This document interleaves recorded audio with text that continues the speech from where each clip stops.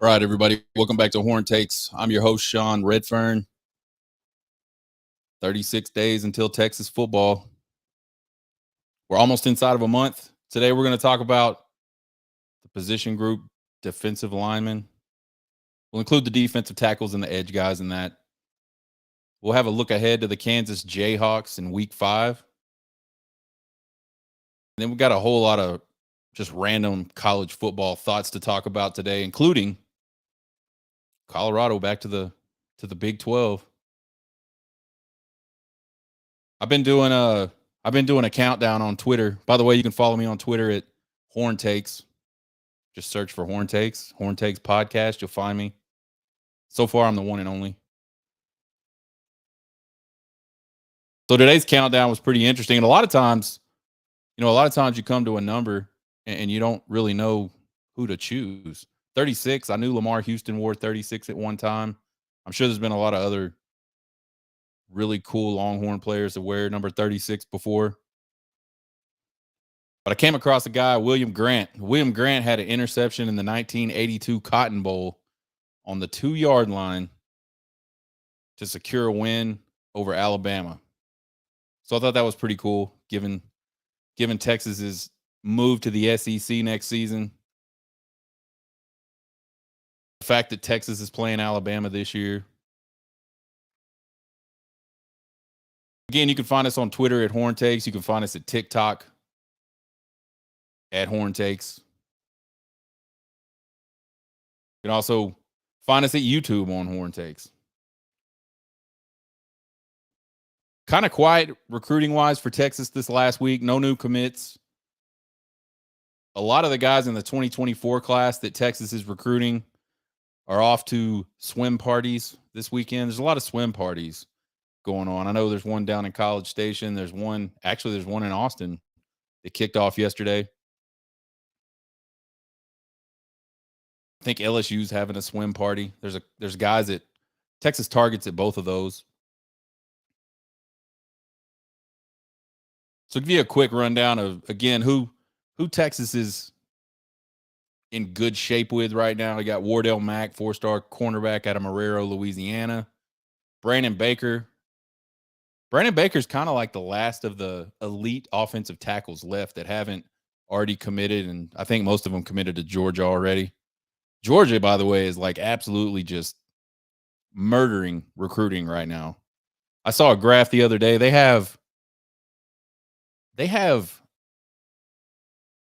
like 7 position groups that they have a commit that's in the top 5 in the country in that position group, and they have 3 or 4, I think, that are the number 1 player in their position committed. Just incredible. It'll be interesting to see as the season shakes out and as we get to early signing day how that class compares to the big class that A&M signed a couple years ago that set the record for recruiting class, highest rated recruiting class of all time. Back to Brandon Baker. Again, this is a Texas-Oregon battle. He's a West Coast guy. He's a Maitre D guy. I wonder, though, how this Pac-12 stuff affects his decision, possibly.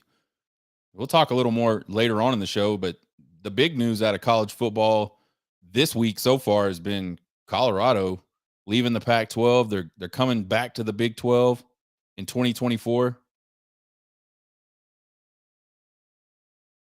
So that's caused a lot of panic amongst the Pac-12. So you got all these teams that are starting to see the writing on the wall, but there's really nowhere to go. A lot of them want to go to the Big 10, by all reports. And I think there's some that just don't want to come to the Big 12. But I think they're going to have to do something, because I don't think the leadership at the Pac-12 is good enough maybe to hold this together. We'll see, though. We all thought the Big 12 was dead just a few months ago, you know. It'll be kind of interesting to see in Brandon Baker's case the battles between Texas and Oregon. Does the fact that the Pac-12 is sort of up in the air right now, does that sway him one way or the other? I don't know. I don't know the kid, but I know it wouldn't me. It would give me pause. I think I would. I think I'd say, well, you don't necessarily go to school go to a school because of the conference they're in, but I think it matters that the conference might not be around. Colin Simmons, 5-star edge guy. We've talked about him out of Duncanville, Texas. Just an absolute game changer off the edge. I think I can't remember if he's at LSU this weekend or if he's at the College Station pool party this weekend. He's at one of the two. It'll be really interesting to see what the chatter looks like coming out. So we've talked about Wilt Fong before, getting fonged. He fongs people to places. He has all the crystal ball picks. He's a national recruiting analyst. He's had Colin Simmons going to LSU for a long time, and he never changed it through all the hype after the Texas recruiting weekend a couple, 2, 3, 4 weeks ago. Time flies for me, y'all. It was probably like 2 years ago, but really, I know it was a few weeks ago that Texas had a lot of really high profile recruits in over a weekend. A lot of people started crystal balling Colin Simmons to Texas after that, but he never changed his. So it'll be interesting to see what goes on with that, sort of what the feeling is coming out of that visit, wherever he's at this weekend. Ryan Wingo, I believe, is down there in A&M as well, 5-star wide receiver out of St. Louis. Got Kobe Black, a 5-star cornerback out of Waco, Texas, that Texas is still in good shape with. Zena Umeozulu, 4-star edge out of Allen, Texas. That's Neto Umeozulu's brother. And Neto's at Texas. Doesn't always mean anything, but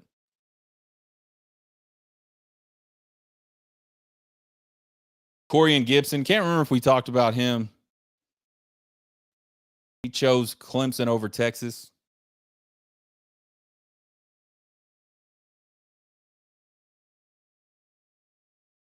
I don't know what to think too much about that. I don't know that that's all that big of a deal. There's a lot of really good defensive backs in this recruiting class. On a national level, this class is currently ranked 19th. They've currently got 15 commits.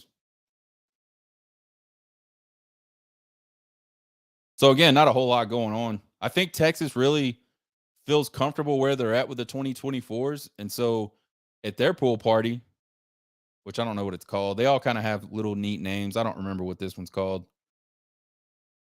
They're kind of focusing on 2025 and beyond commits. There are some 2024 folks there, but they're all commits.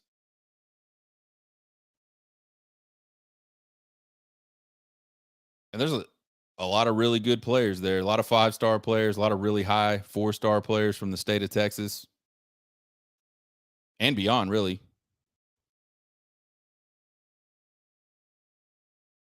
Earlier in the week, Jordan Davis, the number 1 running back in the 2025 class out of Mater D, was in town. He's made multiple Texas visits already. I think the staff feels like they're in really good position with Jordan Davis. Marcus Harris, the number 6 wide receiver in the country, again out of Mater D. Not real sure how many times he's visited, but I think it's interesting that the University of Texas is starting to build this pipeline out to California, this pipeline into Florida. And then they just kind of nitpick anything in between. And they obviously want to be in good position with the best prospects in the state of Texas. And there are plenty of really good prospects in the state of Texas. And you can't get them all.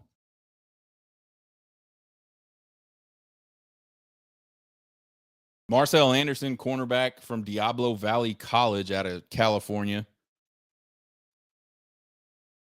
He's a 2024 guy, and he was in town earlier this week. He called Texas his dream school. He also did say that Ohio State is a dream school of his.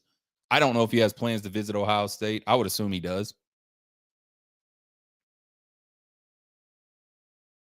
He's a big kid, 6'2", 200 pounds. That's the kind of length that can help a lot at cornerback, especially if you can run. In the past, Texas has recruited some, and this is way earlier than Steve Sarkisian was the head coach. They've recruited a lot of really small in stature cornerbacks, and a lot of those guys can play. Don't get me wrong, but all things being equal, speed, agility, ball skills. If I got a guy that's 6'2" and a guy that's 5'8" or 5'9", I'm going after that 6'2" kid. So I like that Steve Sarkisian has really got a guy in mind. He's not just looking at stars. He's looking at bodies. He's looking at specific skills. And that's what they're recruiting. I have no idea what to expect out of this recruiting weekend this weekend. I don't know if there's guys that plan to commit. You just never know. And even if they do commit, man, they're still forever before they would actually sign. So let's talk about we talked about the offensive line last week. Let's talk about the other big humans on the football field, the defensive line. Texas defensive line last year really made a huge jump from the year prior. The year prior, the 2021 season, I think a Pop Warner team could run over the top of the Texas Longhorn defensive line. They couldn't get any pressure on quarterbacks. And last year they had one of the best run defenses in the country, and they led the nation in QB pressures. I believe they had 27 sacks last year, which isn't great, especially when you consider the amount of pressures they got on quarterbacks. But again, huge improvement, and that's what you're looking for. So fast forward to the 2023 season, there's a few key losses off of that group last year. Got to start in the middle. You lose the two starters in the middle to the draft. Keandre Coburn, 6th round to the Chiefs, and then Moro Ojimo in the 7th round to the Eagles. Those guys were pretty damn good last year. They caused a lot of problems in the run game for offenses, and they really got after quarterbacks a lot.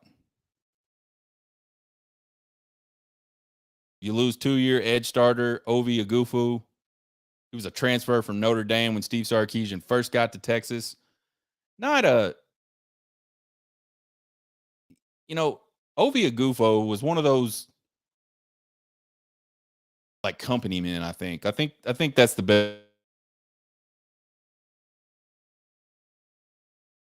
Dominating, and I don't even know. I wouldn't even know if I'd say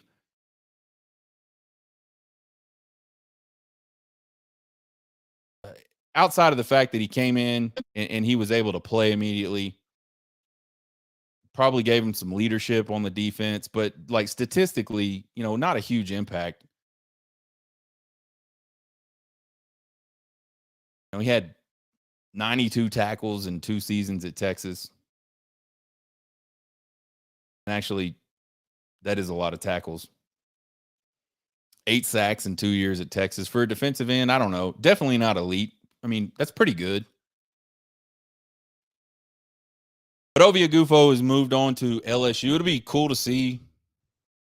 LSU is going to have a lot of attention on him this year. It'll be cool to see if he can get on the field and what he can do when he does get on the field. It'll be weird to see him in that purple and gold. You talk about this 2023 defensive line. I think the 2 deep is kind of a pretty good mix of some experienced guys and then a lot of younger guys. And they're really young, especially at the edge positions. I think the projected started 4. I think you're obviously anchored by junior Barron Sorrell. Had 5.5 sacks last year. Really sort of had his breakout season. Barron Sorrell's a really talented guy, and he's always been a talented guy. And I think a lot of folks were just kind of like, when is Barron Sorrell gonna break out? Well, he did last year. I think you got junior defensive tackle Byron Murphy, one of those guys in the middle. I think he'll be like the 2 or 3 technique type guy. Won't be playing. He had 3 tackles for loss and a sack in 2022. Senior Tavondre Sweat, just a massive pile of a man in the middle. I think he'll be your nose guy. 360 pounds, this guy is 6'4, 360 pounds. Can move. A lot of people think Tavondre Sweat has a lot more upside than the 2 guys we just talked about earlier that got drafted last round, last NFL draft. Tavondre Sweat was an honorable mention All Big 12 guy in 2022. And then I think sophomore Ethan Burke, I think he's going to pull down that other edge starting position. He is just a freak of an athlete. 6'6", 257 pounds. He's the guy that was committed to Michigan, was a lacrosse player at Westlake, was obviously a really good football player at Austin Westlake.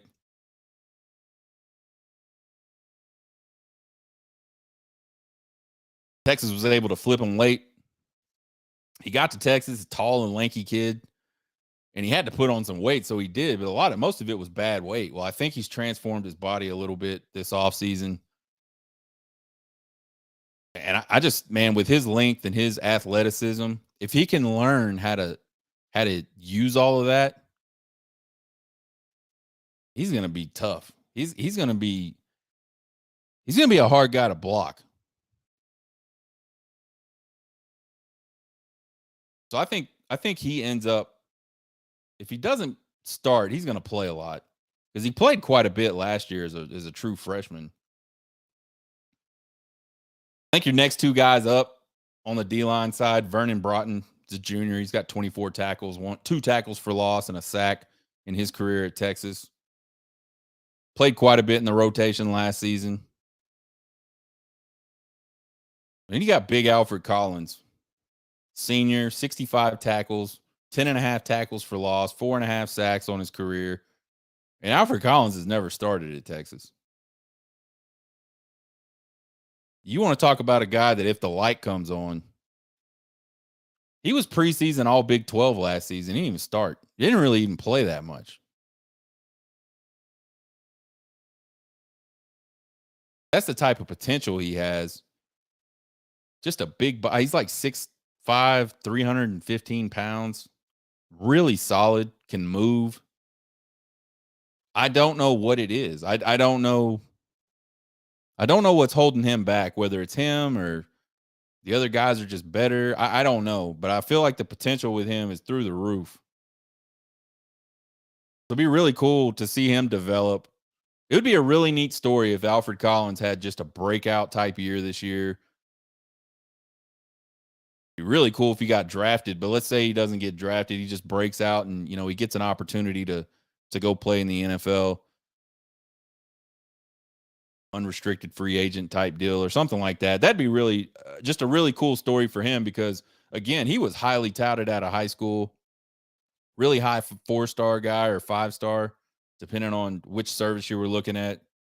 And it just never has fallen together for him. But I think, just through attrition, they're going to need him to play this year. If you're going to play, you might as well go play really good, right? I think the next 2 edge guys, and this is kind of where we don't know. We talked earlier about there being a ton of talent, but a lot of it being young in this edge group. And here we're going to get into it right now. Jamon Tapp, 6'3", 266 pound redshirt. In a couple games last season, 1 tackle. Which, by the way, just a few years ago when you said redshirt freshman, you didn't have any stats. You didn't get to play in games. I really think the NCAA, as much as they're ridiculous and worthless and stupid, them changing that rule where now these kids can play in 4 games and still keep that red shirt, I think that's outstanding. So early in the season, you generally get to see a lot of guys play. Sometimes it works out for him, sometimes it doesn't. Last year it didn't work out for him, but he's a highly recruited guy out of Louisiana. Then you got Justice Finkley, 6'2", 250-pound sophomore. They came in on the same class. He played in 12 games last year. He had 7 tackles, a half tackle for loss, and a half sack. I'm sure that half sack was his half tackle for loss. He's a guy that went in and took out of Alabama, and man, his film was really good. And he's obviously talented enough to get on the field last year and stay on the field last year.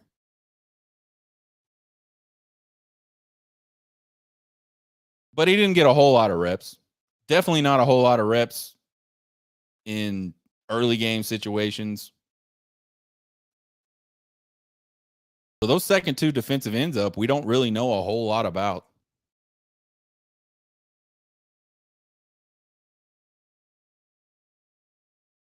And I think edge is one of those places where Texas absolutely has to get better in 2023 to do what Texas wants to do this season.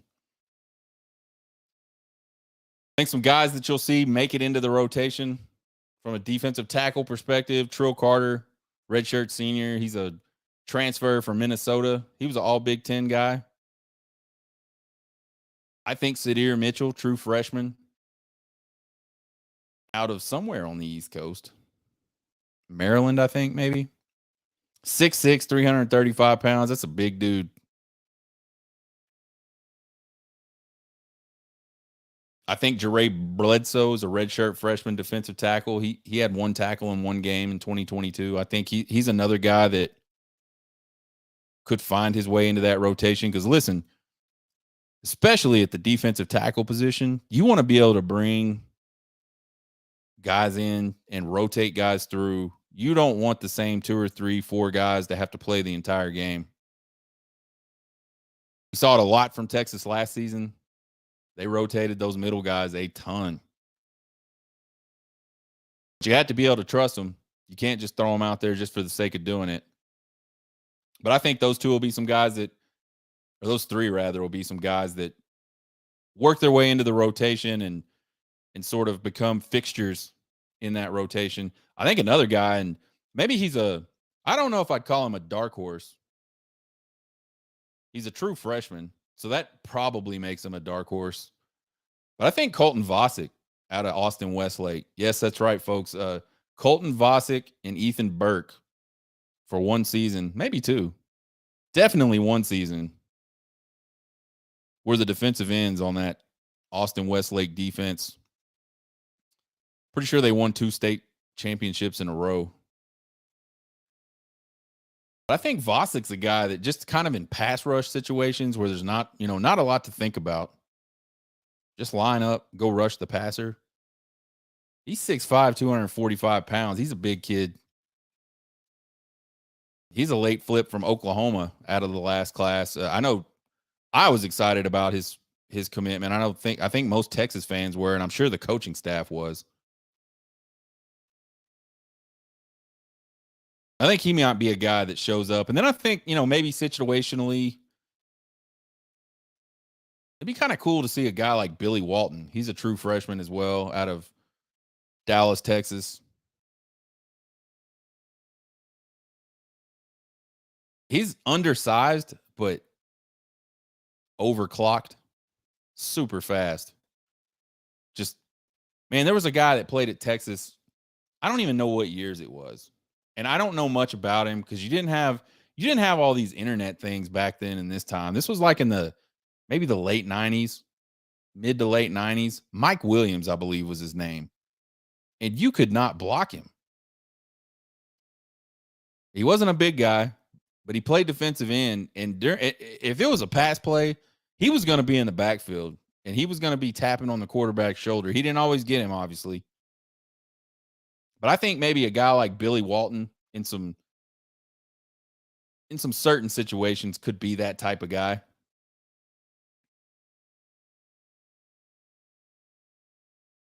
So again, the offensive line last, or excuse me, the defensive line last year improved a ton, but they're losing a lot of guys. So I think there's a couple question marks. Can the edge position step up? That's got to be the number one question mark if you're a Texas fan. It's been a problem for a while at Texas. They they just can't quite see. I don't know what it. I don't know if I can't imagine it's a talent thing. Texas has recruited that position pretty well. I think under Steve Sarkisian, they've recruited it really, really well. So maybe it's a development thing. I know Coach PK, the defensive coordinator, coaches the defensive ends. There was some improvement last year, but I still felt like a lot of times, a lot of the pressure was coming up the middle, and there was nobody coming around the corner that was consistently able to get past offensive tackles. Maybe with the exception of Barron Terrell. I think he had a really good season last year. The other guys, it looked like as soon as they would make contact, their feet would get stuck in mud, and it just turned into a almost like a chicken fight the majority of the time. So the development of these young guys we've been talking about that have been with the program, it's going to be really important.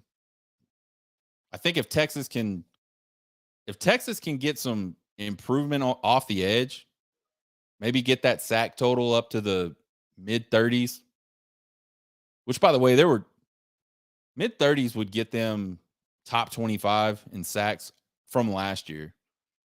There were 11 teams that had 40 or more sacks. Louisville led the country in sacks last year with 50, almost doubling up Texas. But I just think if you can get the pressure with the defensive line, you make it so much easier on the back end of the defense. The the ability for offenses to make big plays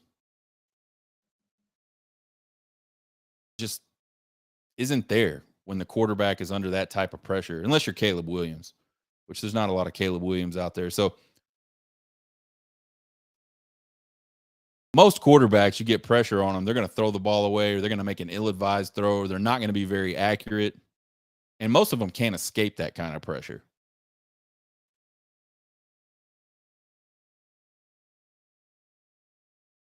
And I think the other question mark is obviously, can the guys in the middle that both have a lot of experience, the projected starters, can those guys come in and produce the way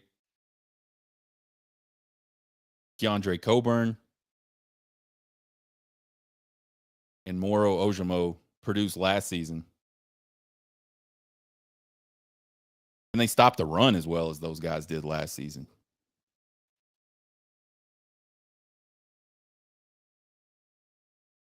I think this group's going to have to be good. Texas has got lofty expectations this year. Texas sees this as a year, and I think the media sees this as a year where finally, the roster's there, the coaching staff's there, the continuity with the coaching staff is there. They've got guys that have been in the program for a couple of years now. It's the year for them to have that breakout year. And for them to be able to do that, they're going to have to be able to stop the run. And then they're going to have to be able to get to the quarterback in passing situations. So this group, highly, highly important to Texas's success for next year. Week 5 opponent in our continued series of breaking down all the opponents Texas is going to have next season or this season. Kansas Jayhawks. Feel like the Jayhawks are going to be returning to the scene of the crime. In 2021, they pull a massive overtime upset of Texas, 57-56. Just that game ranks right up there with the last time they lost to Kansas, which was during the Chuck Strong era. I remember being at the deer lease and we would usually in the afternoons go hunt. We would try to leave camp and go out to the blinds about 3 o'clock. I believe this was a 2:30 kick. So I set the thing to record. I said, I'll watch it when I get back. I was going to try to watch it in the blind. And I did try, and I just couldn't get good enough reception to get the video to work. So we hunt, get done hunting. Nobody killed anything. So we run into town real quick, grab something to eat, go back out to the camp, get the TV fired up. And I'm out there with a couple buddies. I'm sitting by my lonesome in the living room watching the game. Rooting like I haven't seen anything because I hadn't. And my two buddies are sitting at the kitchen table grabbing their food, and I guess they're having a conversation. Should we tell them? Should we tell them or just let him watch it? And they finally ended up telling me, and I couldn't believe it. I was like, there is no way. And then I saw that Texas rushed for Dante Foreman, I believe it was, rushed for like 257 yards in that game, and they still fucking lost the game. Just unbelievable. I believe that one was on the road at least. So in the last 10 years, Texas has had two really, really just absolute terrible losses to Kansas. Texas went on the road last year and put a pretty substantial beat down on Kansas, 55-14. They really just kind of ran the ball down their throats. 427 yards rushing, 7.5 yards per carry, 6 touchdowns on the ground. Just kind of like just one of those old-fashioned ass whippings. You don't see teams anymore hardly just run the ball like that on teams. Still doesn't make me feel any better about that OT loss. Kansas was 6-7 last year, 3-6 in the Big 12. Returning 17 guys off of that team. And listen, man, they didn't have Jalen Daniels for a lot of the season last season. And I know Bean came in and was really good at quarterback. But Jalen Daniels makes that thing tick. I think if they can keep him healthy, I think Kansas, I don't think Kansas is going to be a great team this season in the Big 12, but I think Kansas can be a really dangerous team. And you look at returning 17 guys, 10 on offense, 7 on defense. Offensively, they're going to be pretty dangerous. So key returners on offense, we talked about him, QB Jalen Daniels. I think that's the guy. Passed for a little over 2,000 yards, 18 touchdowns with only 4 interceptions last year. So he protects the ball. One of those interceptions came against Texas. I think that was a game he came back from his injury earlier in the season was against Texas. So he was obviously rusty. I do believe that played a big part in Texas being able to just keep them shut down for the most of the game on offense. They bring back almost all their skill guys and offensive linemen. There's only one offensive tackle that will not be back off that team. Defense, they got 3 really good linebackers, Rich Miller, Tywan Berryhill, Craig Young. These guys combined had 200 tackles, 14.5 tackles for loss, 10 sacks, and 2 interceptions last season. The defensive backs are all coming back. Kobe Bryant, which that's an interesting way to spell Kobe, Cobee, Bryant. I wonder if he got named after the late, great Kobe Bryant. I'm sure he did. Romulo Dotson, Kenny Logan, O.J. Burrows, and Marvin Grant. Those guys combined for 209 tackles, 9 interceptions, and 23 pass breakups last season. Earl Bostic was the offensive tackle we mentioned earlier that will not be coming back for Kansas. And then on the defensive side, the couple defensive linemen, Lonnie Phelps and Caleb Sampson, I think are the key losses there. 83 tackles for the defensive linemen, 15 tackles for loss, 9.5 sacks gone, 3 forced fumbles. So that'll be those Those will be big shoes to fill defensively. I don't think Kansas ever has or ever will really count on their defense. Even those years they were really good under the Hamburglar, they were offensive machines. They would just outscore opponents. So prediction, I don't think we're going to see a 41-point win this year. I think Daniels and the KU offense are going to be too good. It'll be. Now I'll say if Texas can figure out a way to shut them down, then I think Texas has a pretty solid defense for the rest of the season. Because again, I think the KU offense is going to give a lot of teams a lot of trouble. I think Texas will be favored by a couple touchdowns, maybe like 13 points, 17 points, something like that. And I think this is a game they should cover if that's the spread.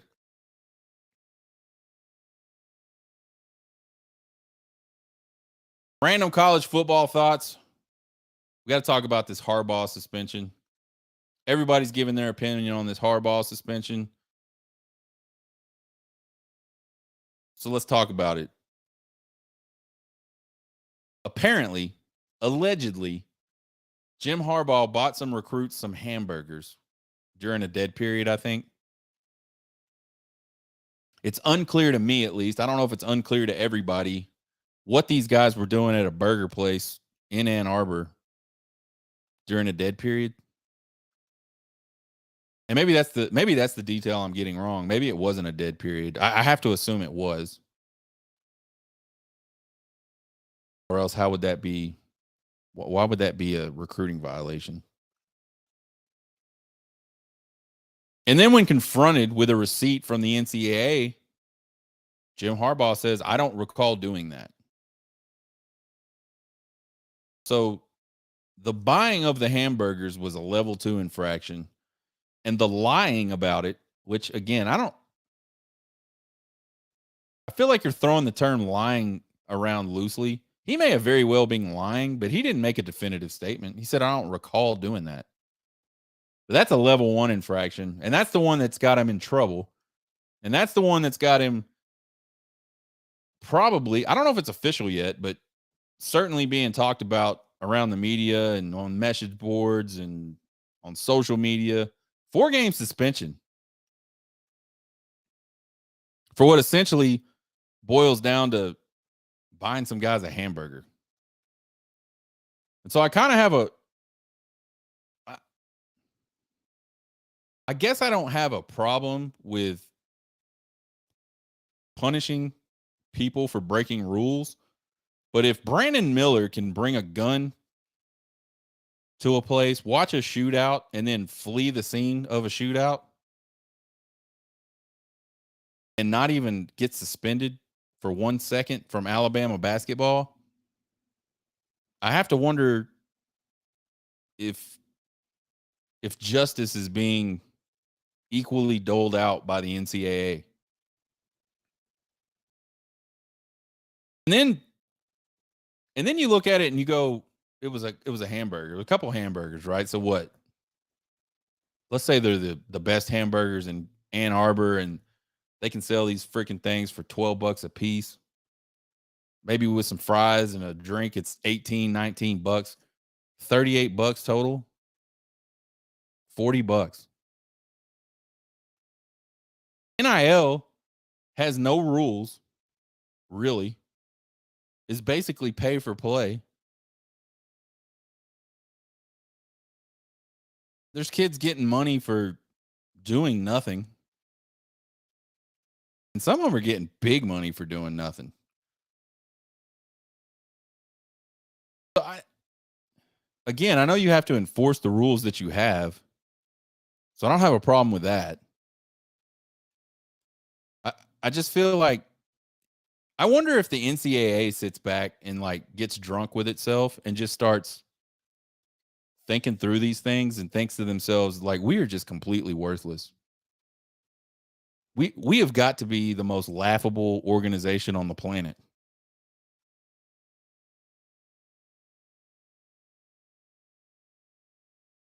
It looks like he's going to get that 4-game suspension. I don't know whether he'll get to choose which 4 games it is.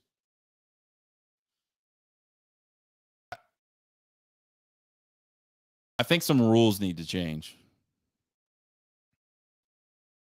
I think,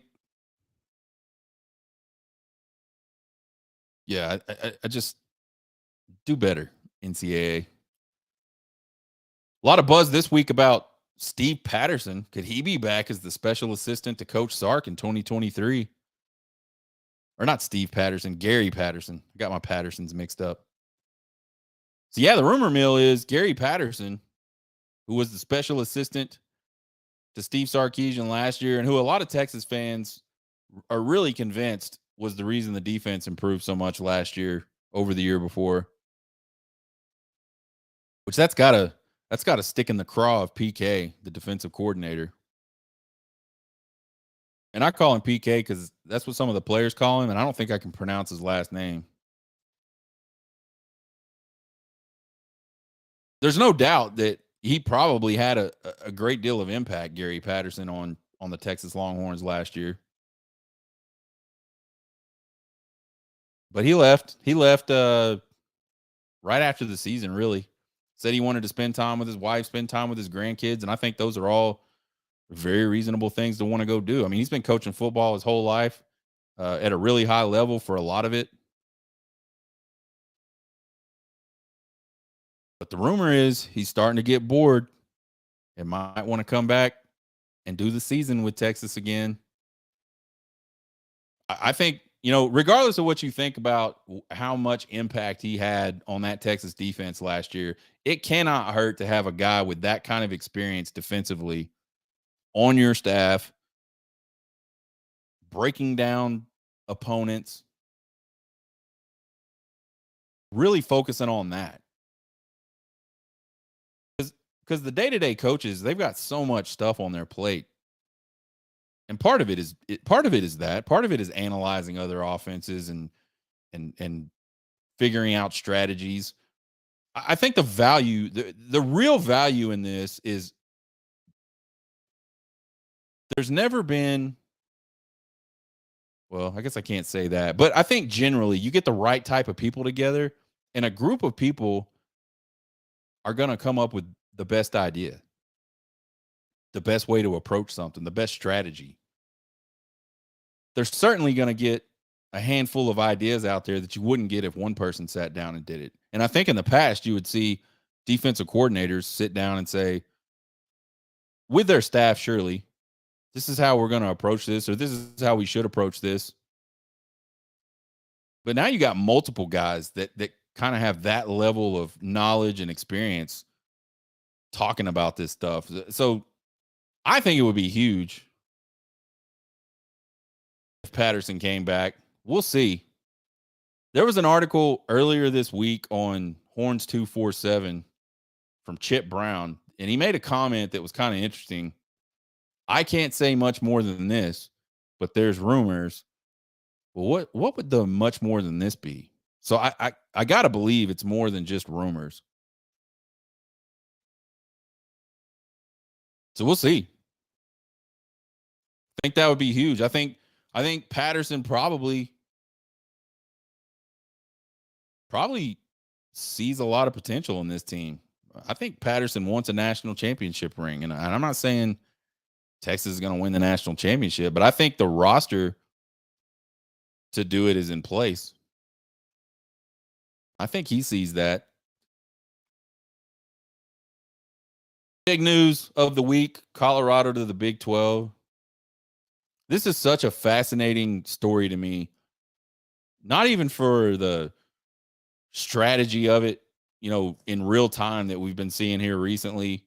Not even for the whole Dion side of it, which we'll talk about in a minute. But it's just fascinating to me that Colorado was the first team. I believe they were the first team. One of them jumped between them and Nebraska, and then the other jumped the next day out of the Big 12. I'm pretty sure it was Colorado that kind of kicked it all off and left the Big 12 to go to the Pac-12 because the Pac-12 was a better fit for them academically, culturally, politically, all those things, right? Which I don't necessarily disagree. And I would never fault a team, an organization, a university for trying to affiliate themselves with a group that they thought was just a better fit, right? I might fault people for their reasons, like like what really drove them. I don't think necessarily Colorado made a bad move moving to the Pac-12. I know they made a bad financial move. I saw an article. They lost like $31 million that they would have made in the Big 12 over the time they've been gone to the Pac-12. And now they're coming back. Hated the Big 12, left the Big 12. Now they're coming back to the Big 12 because their conference, the Pac-12, is looking like it's in really rough shape right now.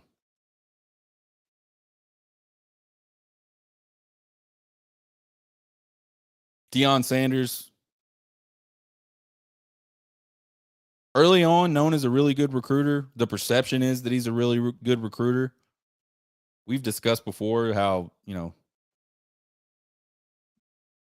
he may not be as good of a recruiter as the perception is, but I wonder if, this boosts his recruiting moving to the Big 12. Like right now, the Pac-12 is a dead man walking. He can probably pull a lot of those kids that were leaning Pac-12. He could, but still want to be close, still want to be West Coast-ish type people. Probably pull a lot of those guys along with him to a conference now that just has a lot of hype surrounding it. Man, when Texas and Oklahoma made their announcement that they were moving to the SEC, not the SEC needed it, but a huge jump in the hype factor right there for the SEC. And now you got everybody on the planet talking about the Big 12. There's people on Twitter that are just praising the Big, and they're probably all like Big 12 school affiliate homers. But man, right now the Big 12 is the greatest thing since sliced bread. And we talked about it, I believe, a couple weeks ago after the Big 12 media days. The new commissioner is, he's got them.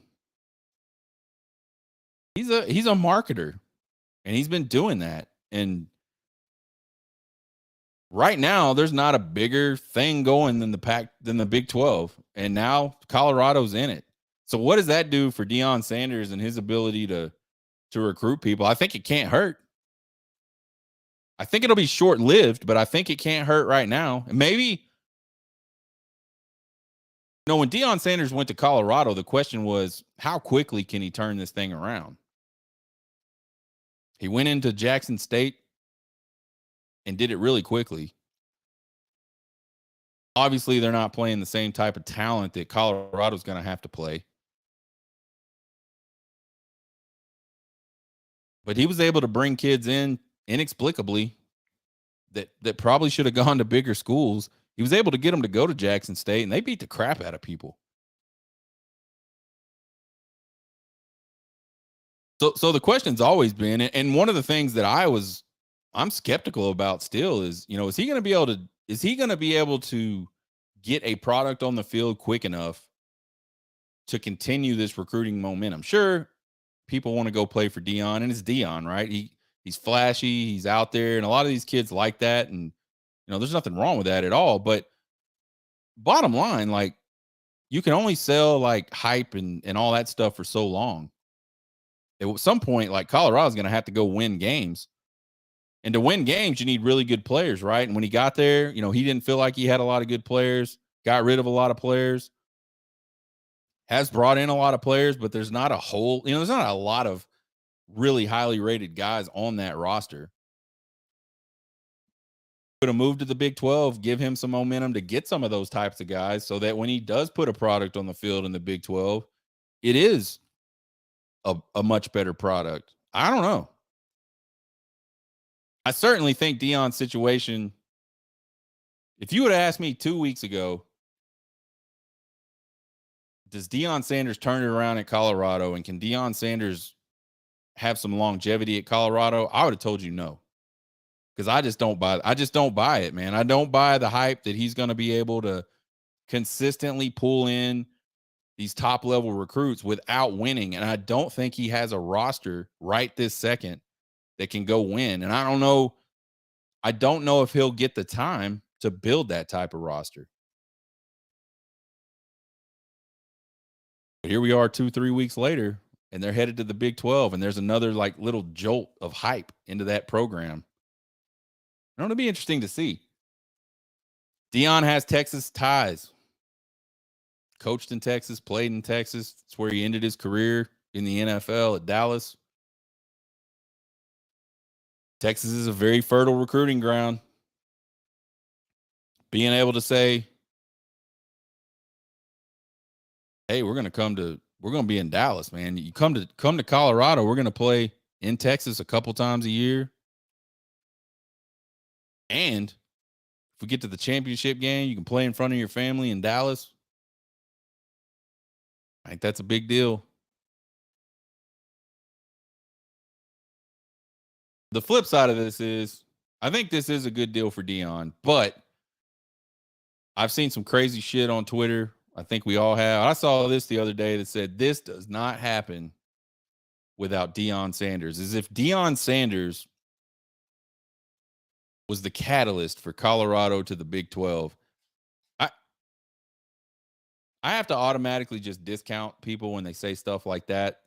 That is just ridiculous.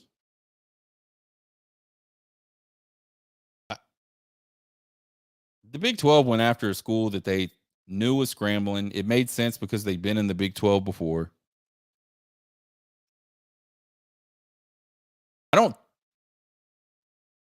Unless someone writes an article with really good sources that tells me definitively different, I do not believe that the Big 12's decision to approach Colorado had much to do with Deion Sanders. I could be wrong. There's certainly that hype element that's there. And again, Big 12 commissioner Yormark is a marketer. He's a marketing type guy. He's a let's get some young people, let's get some hype going type of guy. Maybe when the dust settles, someone will write a book or we'll get some really good reporting from Yormark into, what really happened there. And I don't think the Big 12's done. The Big 12, there's a ton of rumors about other teams possibly joining the conference, even multiple other teams joining the conference. So I think they're going to take another one for sure. But there's certainly a lot of candidates out there as the Pac-12 continues to try to figure out whether it wants to be a conference. What's next for the Pac-12? I think what's next for the Pac-12 is mediocrity and then a very slow, shitty, hilarious, you kind of got what you deserve death, Pac-12. Obviously the first nail in the coffin is USC and UCLA announced they're moving to the Big Ten. Arguably, I don't know statistically, but you could argue that USC and UCLA are the two biggest brands, both in the LA market,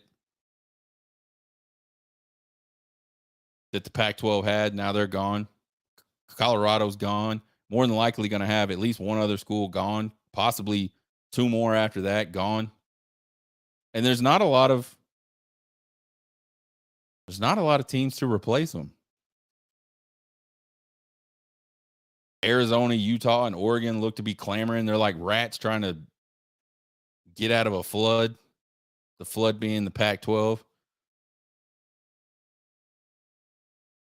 It's interesting. A long time ago, or actually, it wasn't a long time ago, right after USC and UCLA left, people started asking Pac-12 commissioner, I'm probably going to butcher this, George Kliavkoff,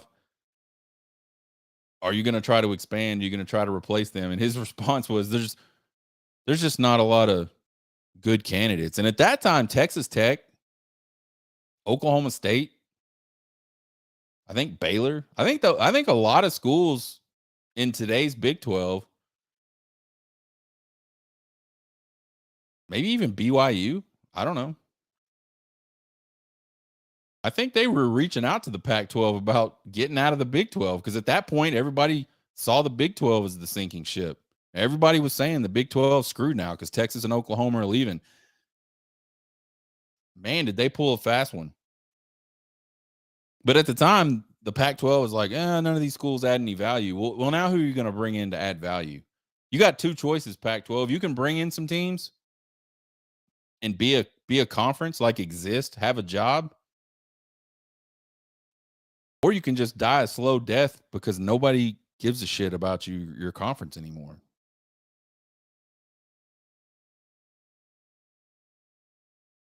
I mean, you talk about like a how-to book on absolutely ruining something that, the Pac-12 has never been, in my opinion, the greatest product. Part of that's just geography. Like, who the hell can stay up after drinking beer from 9 o'clock in the morning to who can drink beer from 9 o'clock in the morning when you get up to watch game day? And I'm central time, so 9 o'clock central time. I'll start cooking some food, sipping some beers, cleaning up outside so we can sit and watch football outside. We'll have game day on. How many people can drink beer from 9 o'clock in the morning till 1 o'clock in the morning Central Time so they can watch all the Pac-12 games? And then East Coast is even worse.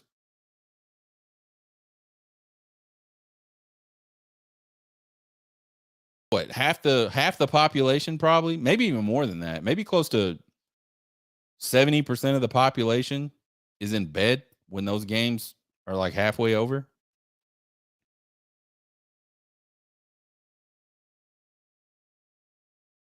It was already going to be tough, and then you let the two best teams, arguably two biggest brands, arguably. I know Oregon fans would probably argue that, and I don't know that I'd totally disagree, but from a Pac-12 perspective, losing USC and UCLA was a big deal.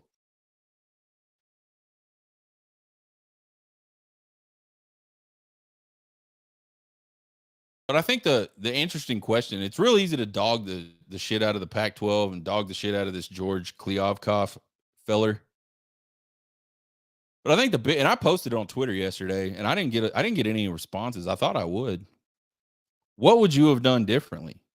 And the answer can't be, well, we would have kept USC and UCLA. I think you got to look at what made USC and UCLA leave, and I think the reason USC and UCLA left is because of the TV deal, the revenue share.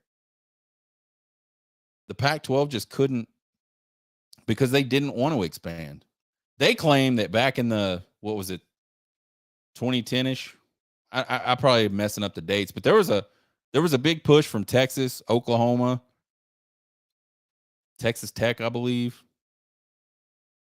to join the Pac-12. And the Pac-12 story is, we just didn't feel like it made sense to bring those guys in. Man, if that's the case, that's a really stupid decision. And that pretty much started that led to where they're at today. So you can't just say keep USC and keep UCLA. I think you got to go back so far to fix this problem. I think the answer is, if you're the Pac-12, you accept Texas, Oklahoma, and Texas Tech into your conference. Way back then.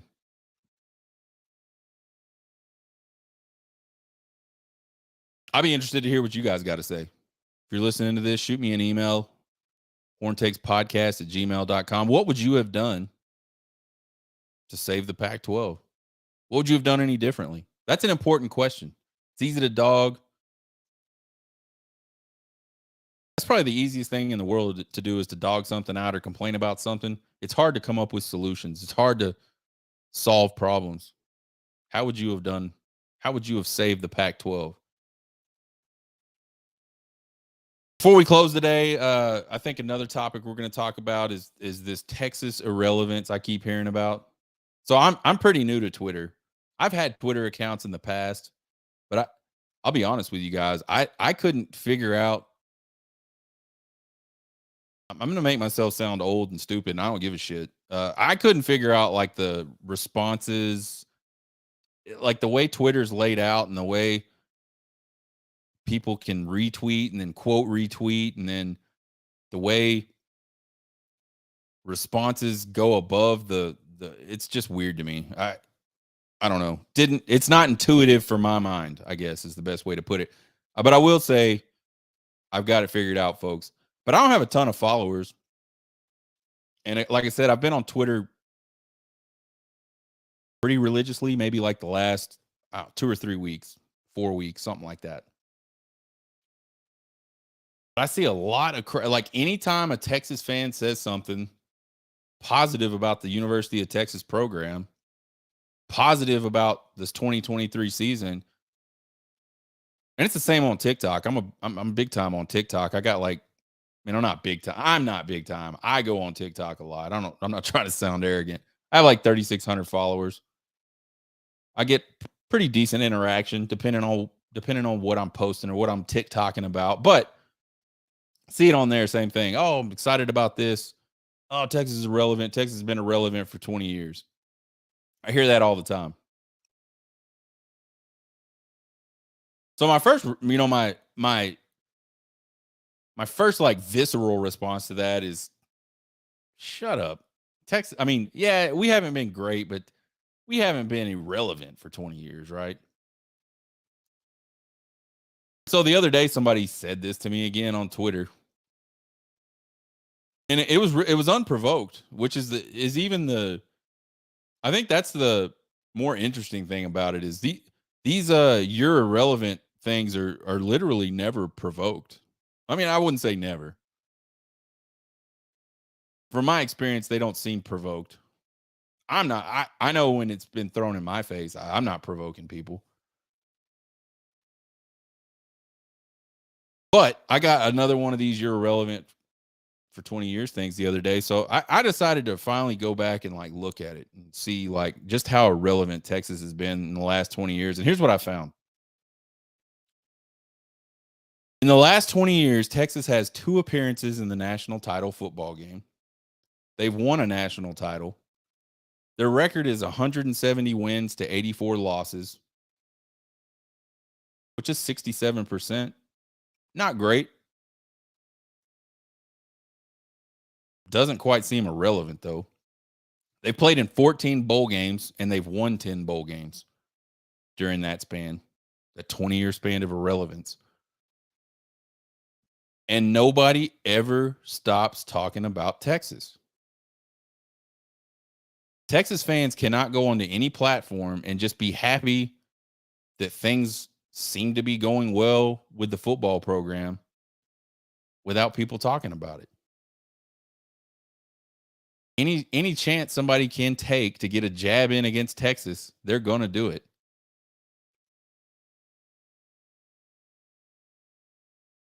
Turn on a college football game.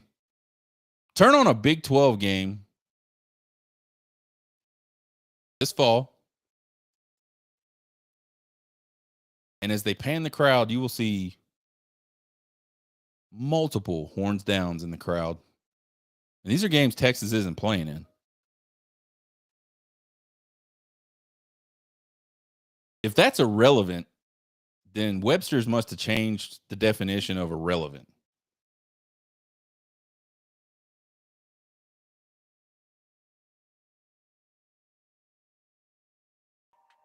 Join us next week. We'll have another round of recruiting updates. Hopefully, we'll have some good news.